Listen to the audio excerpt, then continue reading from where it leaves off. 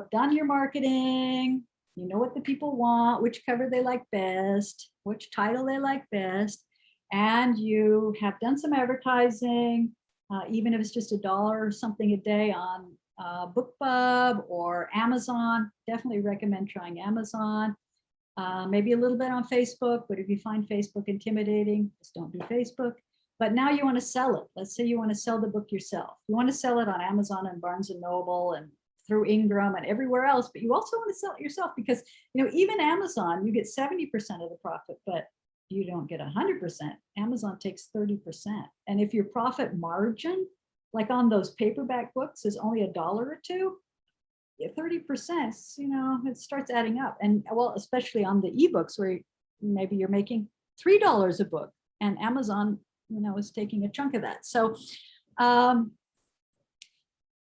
yeah, so you want to sell them yourself.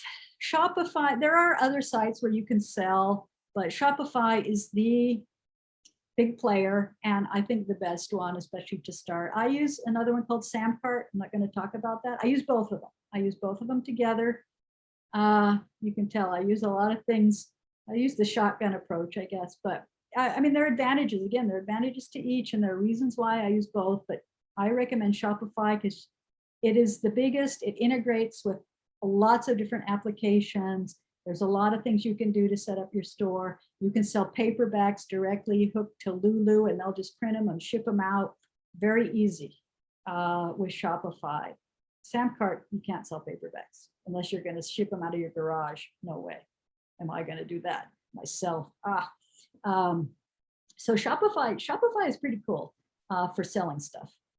And it's not that expensive either. So Shopify, you got a storefront, you can sell everything. You can set it up to sell books. I have friends that are selling mugs and t-shirts and tote bags with like their book images and stuff on it, because you can hook with an app, with several apps that will make the t-shirts with the picture of your book on it or whatever words on it, and make the cups, and you can make some money off of it.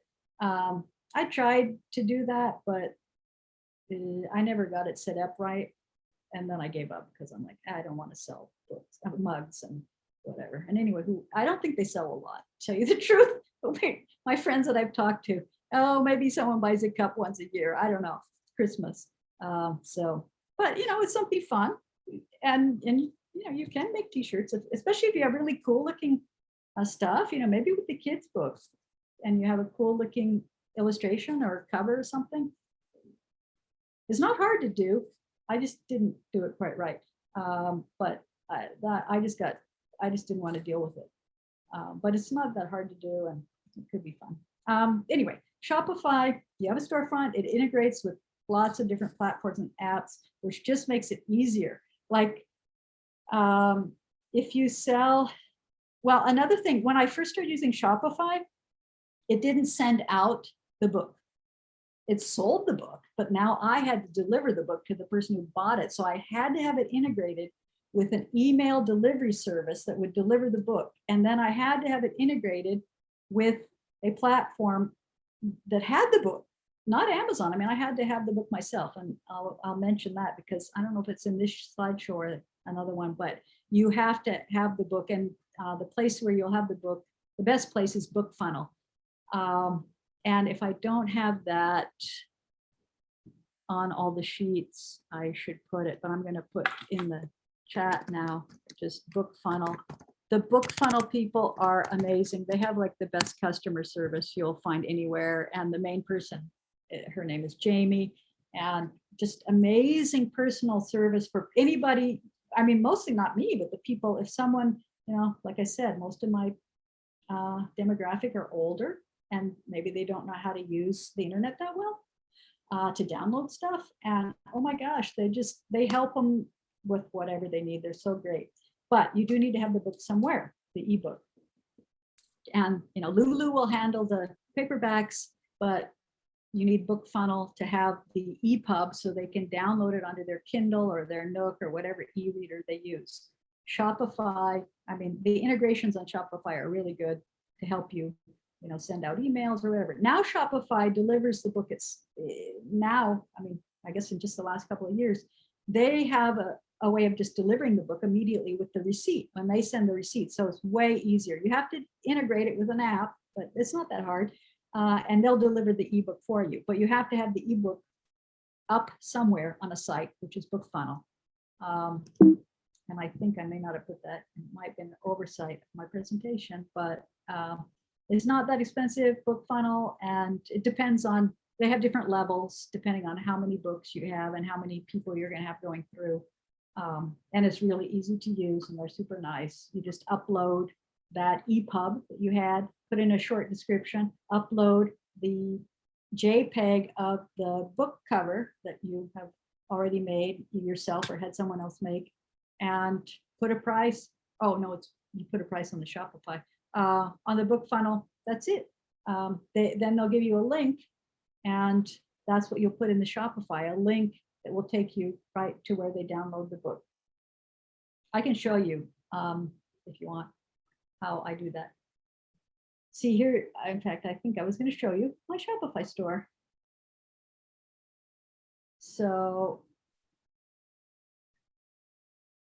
see, I could navigate to administration and do stuff like change the price of a book. You can change prices anytime. It's great. Like you want to run a sale, make something $2, $2.99. You can do it for a day, turn it off the next day, whatever. Have a 1-day sale, 1-week sale.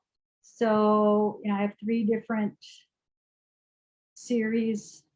When it says paperback and ebook, it's going to take them to my website where they can buy it on Amazon, Barnes and Noble, and so on. Because as I told you, I don't own, but I do own the audiobooks, so they can buy them here.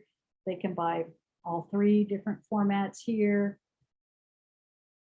They can, some of the audiobooks I own, and some of them I did with Audible, like I told you, the profit sharing thing, the royalty sharing. So I can't get them off Audible, you know, until the time expires. So yeah. Yeah, you can do large print books with Lulu. You can set how big you want the font. I guess actually if you do it yourself, you can, the interior, you can do on vellum. Like you can set how big you want the print. So now I've started, because I started making it myself, I can make large print books or regular print books. So anyway, this is Shopify, and they're different. You can set it up all different ways, but you know, you can do a lot of stuff, but I don't want to just show you my Shopify store. I think we're getting about to the end and we've gone over time, and I'm sorry about that. So maybe some of you dropped off, but you should have an author website.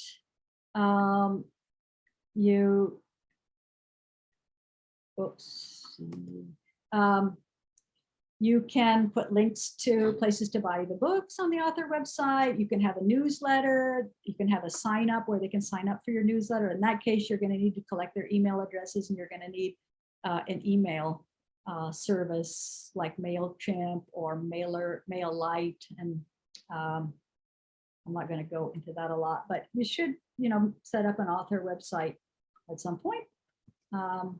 Here are some of the website hosts. You need a host for your domain. You need to buy a domain like kellyoliver.com, which actually was already taken by that British folk singer. So I have kellyoliverbooks.com, but it's really, you know, if you think you're gonna write books and you don't have a domain yet and you want your name, they're cheap to buy, actually buy the domain that, I don't know, it's like $20 or $30. You have to pay it every year, but it's worth getting a hold of that domain before somebody with the same name or something takes the name you want. So even if you're not ready to set up your website, it might be worth looking into domains. So all of these sites will sell the domains, Bluehost, Hostinger, GoDaddy. Yeah, I use GoDaddy. It's not user friendly. I actually don't like their customer service. They suck. Some of my friends use Bluehost. I don't know that any of this is that easy, but really you don't need to deal with these people very much. All you need is a domain. And once you do that, you just pay them, you know, every year. You don't really have to deal with them much. Thank goodness. But it's, you know, you should maybe look into getting a domain because they're not that expensive. And then you could get a website. Now you can build your own website, or you can pay someone to build your website for you. You can use WordPress. You can do it for free. They're very inexpensive. It's like the do-it-yourself, you know, you do it yourself, it costs less. You have someone else do it, it can cost a lot. I have someone else do mine. I actually do some of each. I have some that I do myself and some that I hire. My author's website, I hired a designer to do. But where I take people to sign up to get the book for free, I do those landing pages myself.